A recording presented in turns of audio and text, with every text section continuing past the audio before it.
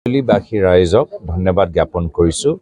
যোৱা লোকসভা নিৰ্বাচনত যথেষ্ট ইয়াত ৰাইজে নিজৰ মূল্যৱান ভোট প্ৰদান কৰিলে, আগবঢ়ালে আৰু সকলোৱে দেখি পাইছে যে সমগ্ৰ ভাৰতবৰ্ষৰ এইবাৰ লোকসভা নিৰ্বাচনত ভোট প্ৰদানটো অলপ সংখ্যাটো কমি গৈছে।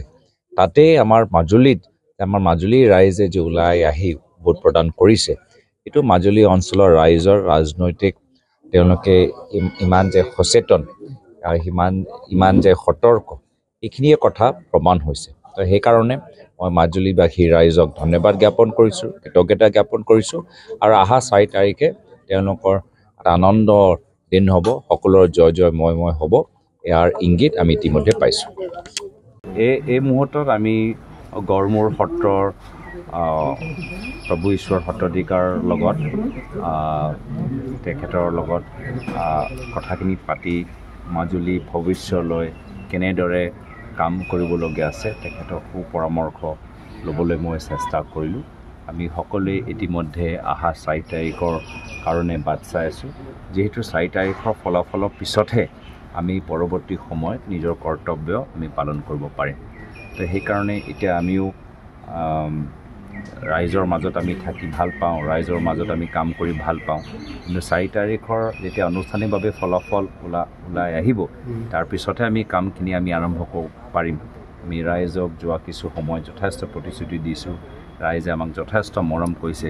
এতিয়া ৰাইজৰ যি মৰম আমাক পাবলগীয়া আছিল আমি পালোঁ।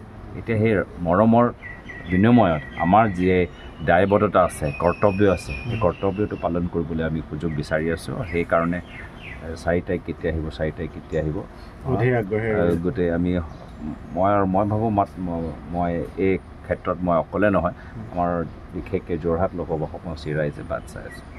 কি আশা কৰিছে 4 মে' দিনাখন গোটেই সমগ্ৰ ভাৰতত? আমি সেইটোৱে আশা কৰিছোঁ যে ৰাইজে যিদৰে মৰম আগবঢ়াইছে, সেই মৰমটো আমি ভোটৰ জৰিয়তে আমি তাৰ এটা ইংগিত পাম আৰু তাৰপিছত আমি নিজৰ কাম যি কৰ্তব্য, ৰাইজে যি আশা কৰি আমাক মৰম দিছে, মৰমটো এনে দিয়া নাই, কিবা এটা আশা কৰি যে মৰম দিছে, সেই মৰমৰ প্ৰতি যে আমাৰ দায়বদ্ধতা আছে, সেই দায়বদ্ধতাটো আমি গ্ৰহণ কৰি স্বীকাৰ কৰি আমি নিজৰ কামখিনি কৰি যাবলৈ আগবাঢ়ি যাম।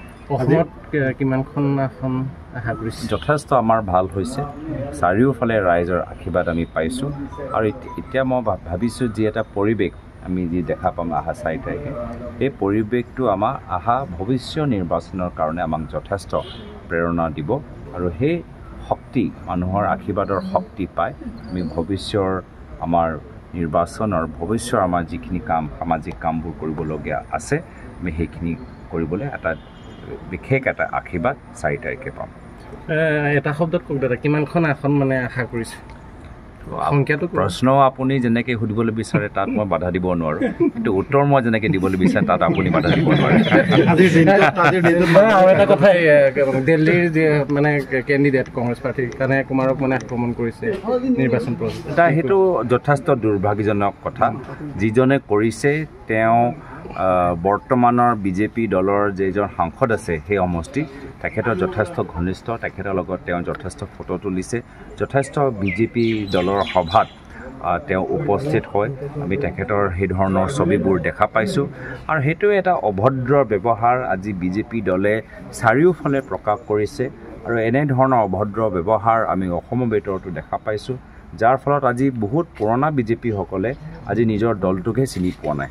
যিহেতু তেওঁলোকৰ ৰাজনৈতিক এটা আদৰ্শ লৈ তেওঁলোকে ইমান বছৰ বিজেপি কৰি গ'ল, কিন্তু কিবা কাৰণত বিজেপি দলটো নিজৰ দুৱাৰ ইমান মুকলি কৰি দিলে যে কোন প্ৰৱেশ কৰিছে, কোনে প্ৰৱেশ কৰা নাই তাৰ ওপৰত কোনো মন দিয়া নাই আৰু যাৰ ফলত বহুত মানে এনেধৰণৰ ব্যক্তি সোমাই গৈছে, যিসকলৰ যদি অতীত দেখা পায় তেতিয়া নিশ্চয় দেখা পাব যে তেওঁলোকে আগতে যিখন দলত আছে সেই দলখনকে তেওঁলোকে ডুবাবলৈ চেষ্টা কৰিছিল আৰু সেইখিনিকে মানুহ আজি এই নতুন ঘৰত সোমাই সেই বিজেপি দলে তেওঁলোকক নেতৃত্ব প্ৰদান কৰিছে আৰু যি তেওঁলোকৰ কাম আগৰ দলত হৈছিল, এতিয়া নতুন দলতে সেই তেওঁলোকৰ কামৰ প্ৰভাৱ আমি দেখা পাইছোঁ।